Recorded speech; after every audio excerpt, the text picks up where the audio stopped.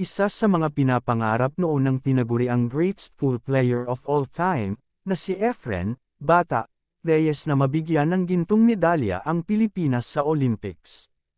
Ilang dekada na itong pinapangarap ng The Magician, ngunit hanggang ngayon ay hindi pa rin isinasali sa Olympics ang bilyar. Ayon sa kwento ni Efren, nagkaroon na noon ng demonstration ang pool sa Olympics. Noong 1990, pinagtatalunan na kung paano ilalagay sa Olympics, ani Efren.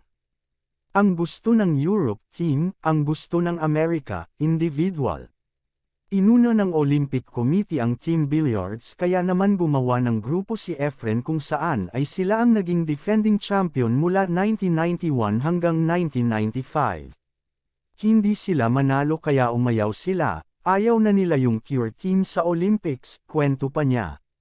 Imbis na isali sa Olympics ay gumawa na lang umano ng sariling torneo ang Amerika at Europe kung saan ang mga representante lamang nila ang pwedeng maglaban-laban. Hanggang ngayon ay hindi pa rin isinasali sa Olympics ang bilyar.